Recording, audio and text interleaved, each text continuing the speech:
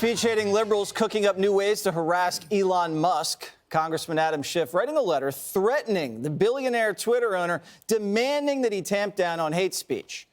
Despite Musk laying out the data in this handy little chart that shows hate speech is actually down.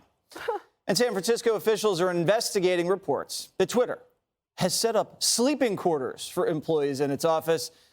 Musk firing back. So City of San Francisco attacks companies providing beds for tired employees instead of making sure kids are safe from fentanyl.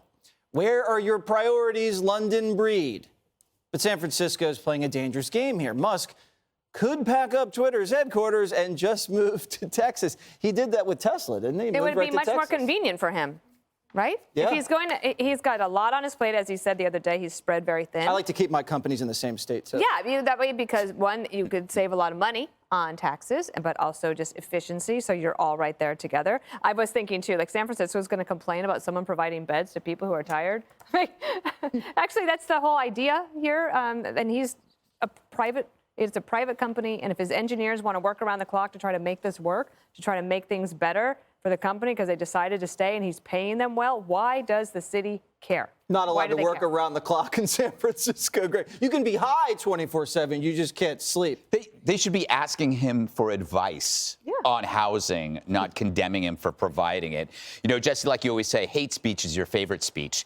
So I think there is a lie. There's always been this lie behind hate speech that it can be defined, right? And it opens the door for policing all kinds of speech. Goes now from being, it works backwards, hate speech to misinformation to just something that is simply disagreeable. And so that's kind of what we're seeing. Meanwhile, you know, sunlight actually works.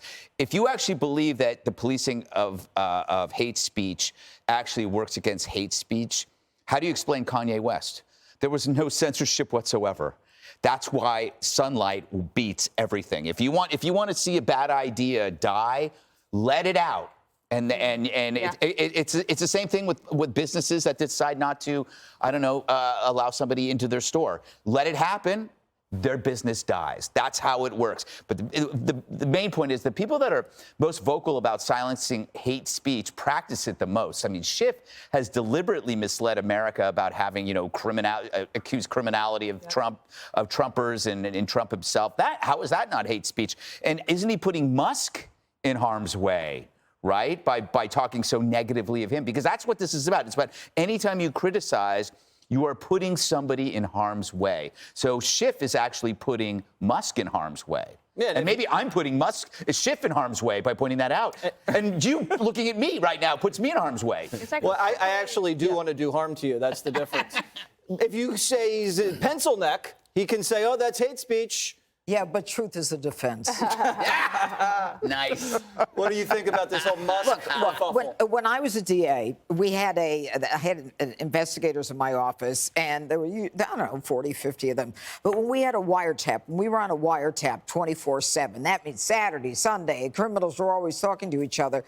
We had, like, beds in the investigators division, right? If they wanted to rest for an hour until the wire went off, they would do that. And the same with Musk. We're not talking about violating the ordinance of the city of San Francisco where he's intending to have people live there as residents. No, people are taking sleeping bags. They want to get a few hours of sleep and go right back to work. And he's just providing a little more humane ability and a more comfortable chance for them to do that. And as for the Twitter and hate speech and all that stuff, look, the facts are the truth. And if Elon Musk is able to say, look, hate speech is down, but it's a private company.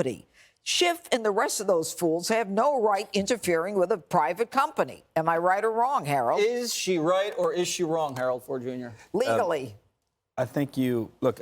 Legally, they have every right to say on behalf of Americans that work there. We want to defend you, and you have rights in the workplace. So they have that right. But I want to agree with you in a large part. Can I come? Are you coming to me now? I'm coming to you.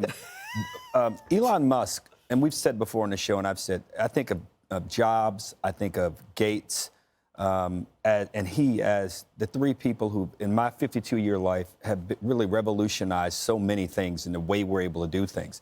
His ideas are full of imagination, innovation, and oftentimes they seem out of reach what they want to accomplish. Battery-powered cars, non-state-sponsored rocket ships. He has an AI company that he's invested in that, frankly, has the potential to do even more than these two companies, and now Twitter. So I also give people the benefit of the doubt. And him, I'm going to give him the benefit of the doubt here as he tries to do this for two reasons. One, he's a capitalist. And the only way he's going to make money with Twitter is if advertisers keep advertising. So the marketplace will reconcile a lot of these issues. If the marketplace thinks it's hate speech, then people are not going to advertise on the platform. He wants to do big things with this platform. He even has ideas to make it even a fintech platform, a financial technology platform. We'll see if he's able to do that, and he will certainly put himself in the I should say the line of regulation, because government will determine whether or not he's treating consumers the right way. I tell everybody, take a chill pill on this guy. I know Adam Schiff. I served with him in Congress. Maybe he has something more than what's been put out there so far. But everybody, show a little restraint here. Let him do the Elon Musk magic that he's done in these other companies. And before you know it, we may have a better Twitter, a cleaner Twitter, for me to say Twitter this time in a row, I know I'm going to mess it up. But we'll have a healthier social media platform if we allow him to do his job. I would put Vince McMahon in that group of really great entrepreneurs. No, because if you look at the stock price of WWE compared to some of these other entertainment companies, through the roof, Harold. No question. Through the Somebody roof. wants a ticket. I hadn't thought about it like that. Hi, everyone. I'm Brian Kilmeade. I want you to do me a favor. I want you to click to subscribe to the Fox News YouTube page. This is the only way that I know for sure that you're not going to miss any great commentary, any great news bites, any great interviews coming your way on Fox. You can get it all here on YouTube. So subscribe right now.